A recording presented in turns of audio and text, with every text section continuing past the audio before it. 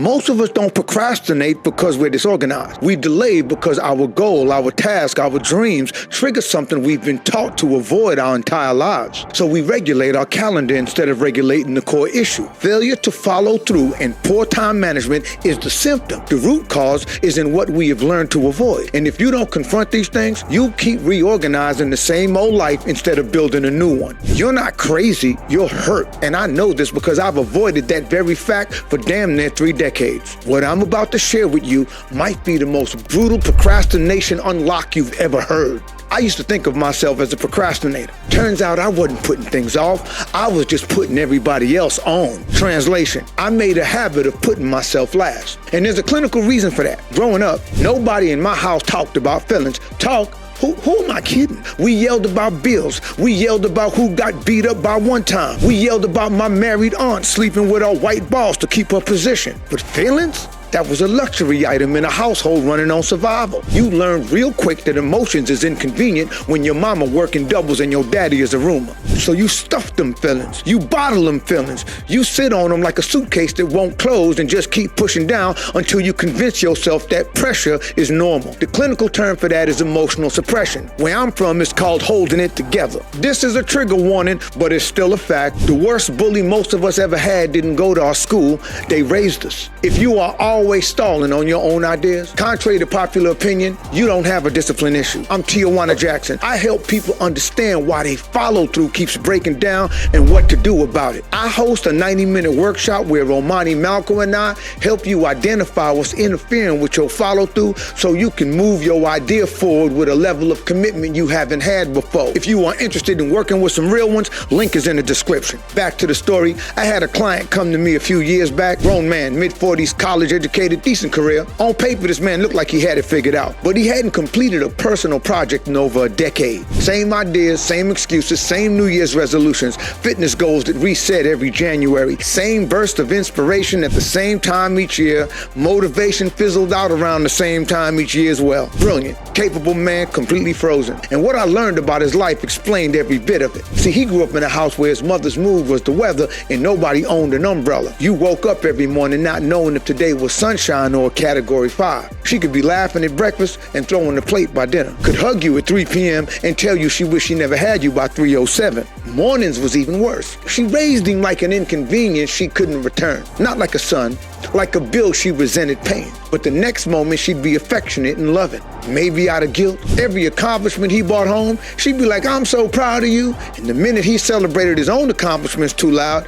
he got met with either silence or, "You think you better than me?" Every mistake got amplified, partly because she saw his mistakes as a reflection of the mistakes she made as a youngster. So she would embarrass this man in front of family, in front of neighbors, in front of his own friends. Called it discipline, called it toughening them up. But there was nothing tough about a 10-year-old boy navigating his mother's emotional dysregulation while having to regulate his own emotions. That's not toughness. That's surveillance training, bars. And the threats, they wasn't to wait till your father get home kind. I'm talking about the kind of threats where a grown woman tells a child she'll knock his teeth so far down his throat he be chewing with his stomach. The kind where you learn to sleep light because peace was always provisional. Most of us indulge in the thoughts that support what we want to believe rather than indulge in the thoughts that support what we need to learn. And what this man believed for 30 years was that his mother was strict. What he needed to learn was that his mother was abusive. And those are two very different zip codes. Type bars in the comments if you get that. You want to know why so many of us are stuck despite having so much potential? Go ask the person who raised you why they confuse cruelty with preparation. That kind of parenting, it ain't rare, it's normalized. Aunties know it, uncles know it, the church know it. Everybody in a 5-block radius can hear the screaming, but nobody intervenes because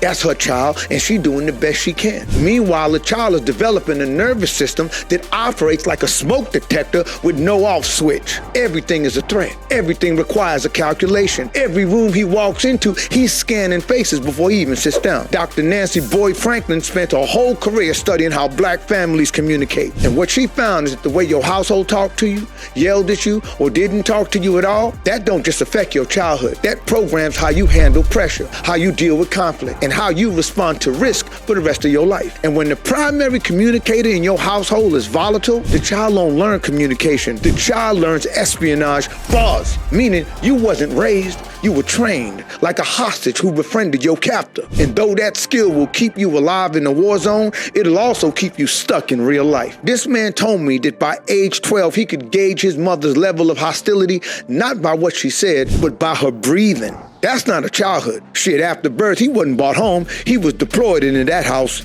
And the damage it did to him as an adult was surgical. He couldn't start projects because starting meant being seen.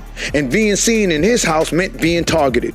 He couldn't finish projects because finishing meant being judged. And judgment in his childhood never came with a grade. It came with a backhand or a verbal gutting in front of people who were supposed to protect him. So his brain made a very logical decision a long time ago. If I never start, I never finish. If I never finish, I'm never exposed. If I'm never exposed, I'm never hurt. Researchers at the University of Sheffield confirmed what clinicians been saying for years. Procrastination is not a time management failure. It is an emotional regulation strategy. And for people who grew up in chronic stress, that strategy is not a bad habit. It's a survival mechanism that outlived the environment it was built for. Type bars in the comments if you get that. This man wasn't lazy. He was protecting a 10-year-old boy who believed he was still under attack. The wildest part, he didn't even know he was doing it. He thought he was just bad at follow-through. Nah, he was excellent at follow-through because he followed through on every coping strategy a traumatized child needed to stay alive in that house. Problem is, those same strategies will starve you as a man. Type bars in the comments if you get that. Here's the biggest secret millennials and Gen Xers were not allowed to know as children. When you grow up in an environment where expressing how you feel get you smacked, clowned, or told man up, your brain starts filing those memories away, except it ain't organized. It's more like a junk drawer in your mind. Every unprocessed emotion, every swallowed reaction,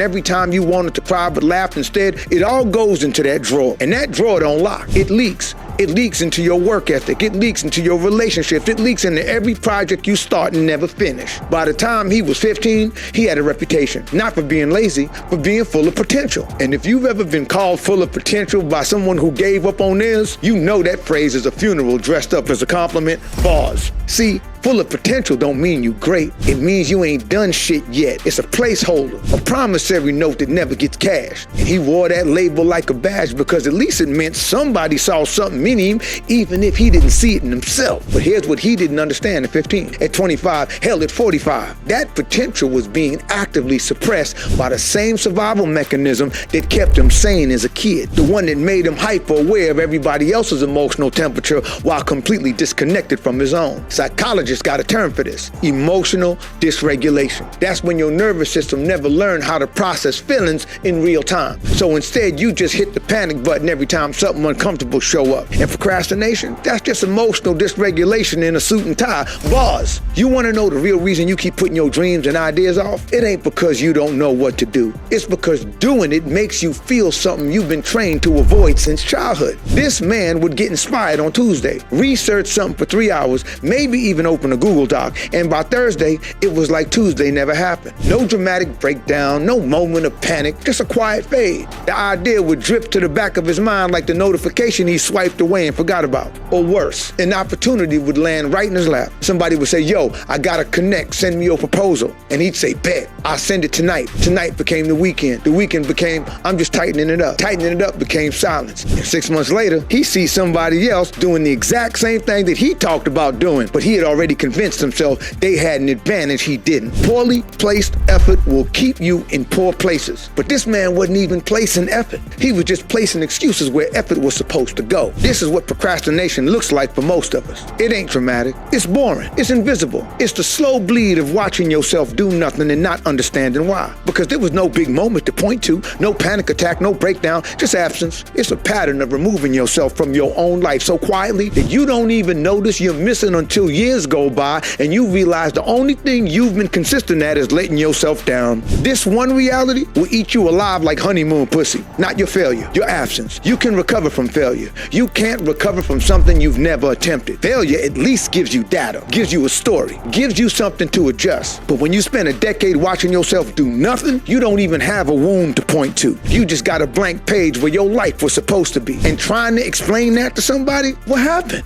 Nothing. That's the whole problem. Nothing happened. Bars. Type bars in the comments if you get that. Look, I'm gonna say it like it is. This brother had more ideas than most people have excuses. And in our community, that's saying something because we Olympic level excuse makers. But his ideas wasn't the problem. His talent wasn't the problem. His intelligence damn sure wasn't the problem. The problem was that every time he tried to move forward, he'd give up before getting started. He'd distract himself or treat it like a threat. Not because the opportunity was dangerous, but because venturing into unknown territory felt dangerous. Because being judged felt dangerous. And his nervous system was still reliving his childhood reality. Man, I looked this brother dead in his eye knowing he could whoop my ass and asked him, when was the last time you finished something that mattered to you? Not for work, not for somebody else, for you. He sat there for a long time. Then he said, I can't remember. And that wasn't sad to him. That was normal. That's how deep this goes. When you've been disconnected from your own wants for that long, you stop recognizing the disconnection. It just becomes the temperature of your life. You walk around numb and call it calm. You call it, I'm good, or you call it, I'm just focused on other things right now. Nah, you're not focused on other things. You running from the things you ran from as a kid. So I asked him, what would happen if you actually wrote out a business plan for your nonprofit idea? Not hypothetically, what would literally happen next? He said, I'd have to show it to people. I said, and what's wrong with that? He said, what if they think it's stupid? I said, what if your mama thought everything you did was stupid and you never recovered from that? He didn't say nothing for about 2 minutes. Keep in mind, this brother twice my size. Longest 2 minutes of my coaching career. Mind you,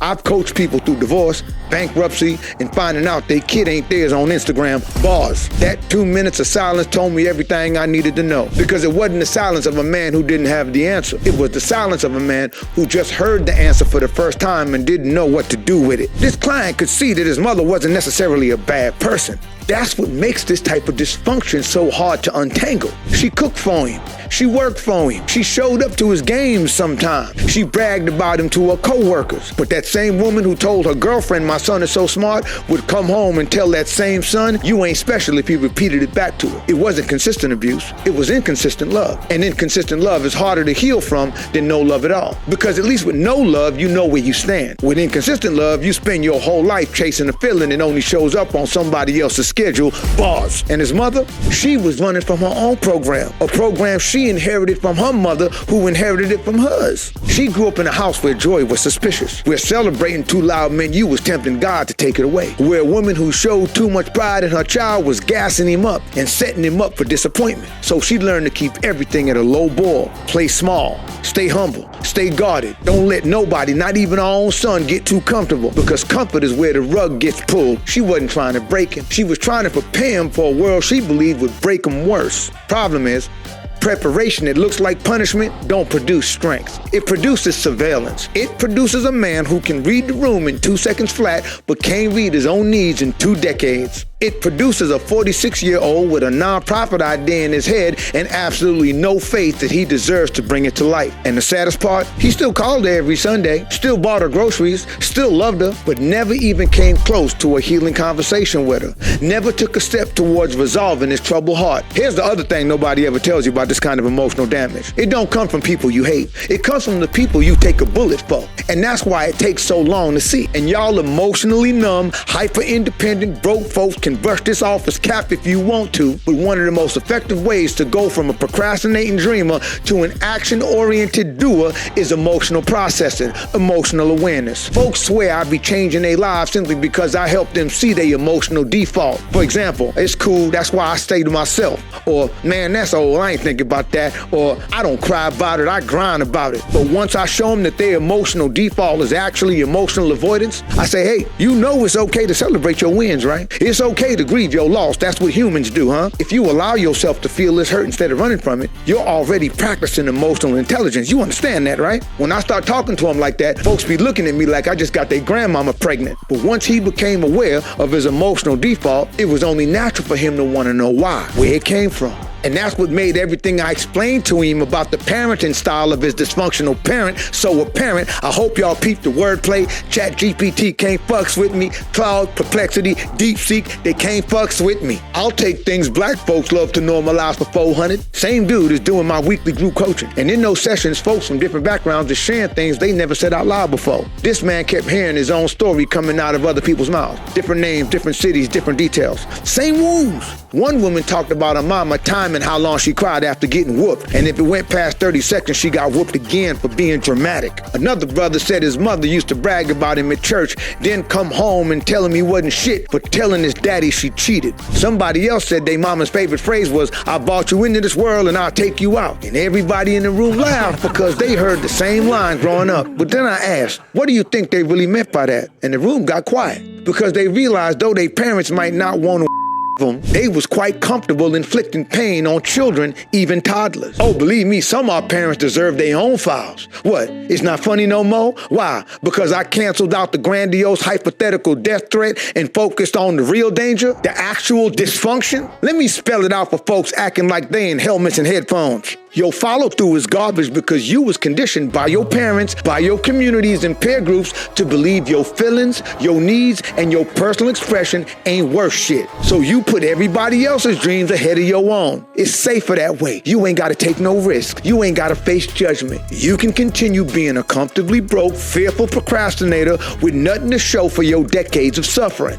One day you gonna grow tired of that existence, and when you do, take my workshop. Me and Romani will rip the blinders off so fast your ass will be retreating like a vampire at the South Florida Garlic Fest. You want to work with us? Link is in the description. Week after week, this man sat in group coaching, watching the pattern repeat across dozens of people. And something started to shift. Because when it's just you, you can convince yourself your situation was unique. You can tell yourself that's just how my mama was and keep it moving. But when you sitting across from 15 people and 12 of them got the same story with the same procrastination issues, you can't call it personal anymore. Now it's a pattern. Now it's systemic. And that distinction will rearrange your life if you let it. He stopped defending his mother's dysfunction and started examining it. Not to blame her, not to hate her, not to villainize her, but to finally separate what she taught him from what was actually true about him. Because he'd been walking around for like 46 years carrying her opinion of his ideas, his failures, his accomplishments like it was a medical diagnosis. And it wasn't. It was just the only mirror he'd ever been given. Unfortunately, that mirror was handed to him cracked, hence his distorted self-image. Look, family, our parents couldn't model what they never seen, couldn't give us what they never had. This might not apply to every man, but once this man stopped treating his feelings like contraband, everything shifted. Started finishing emails he used to leave in drafts for weeks, returning phone calls the same day. Showing up to group coachings wasn't a chore anymore. He filed his 501c3 and now runs a nonprofit mentoring young men from backgrounds just like his. He now does for other people's sons what nobody did for him. When you stop avoiding the emotion attached to the goal, your nervous system calms down. Your prefrontal cortex comes back online. That's not motivation, that's emotional regulation. And regulation is a skill, not a personality trait. Pause. Now, here's the part I really wanted to get to. I told him that brain of yours, the same one that learned how to survive the chaos as a child, that figured out your mama's mood by how much salt was in the food, that brain is a genius. It reads into nuance at a level that people who ain't never been through what you've been through will never touch. Stop holding it hostage and start deploying it. I recently heard Neil deGrasse Tyson speak on something I've been doing for half my life. I'll pick a topic and go deep. I'm talking the science, the neurology, what makes people tick and why. I'll pull up studies, read through all of it, highlight what made my antennas go up, and now that we got AI, the research moves faster, but then I do the part most people skip. I walk away for a week, sometimes two, sometimes more. I ain't being lazy. I'm giving my brain room to do what it do. Then out of nowhere, I'm in the shower, I'm at the park on a boat ride with my kids, and it hit me like a collect call from God. Exactly how I need to incorporate that research and information into my life, into my next video, my next coaching. The clinical term is incubation. I like to call it thinkubation. It's like you keep thinking until you get that that nugget. My 3-year-old went to sleep one night, couldn't balance on a bike for nothing, woke up the next morning pedaling a two-wheeler like he'd been doing it all his life. The brain don't clock out just because you do. And old dude's procrastination, it ain't perfect, but at least old dude is getting way more done for himself. Now he knows the difference between emotional avoidance and incubation. I promise you that in most instances, emotional avoidance is crippling your potential in real time. In relationships, your creativity, your lack of motivation. You want some brutal insight as to how your mindset is keeping you from getting yours? Please watch this video from beginning to end and it will apply the perfect amount of pressure.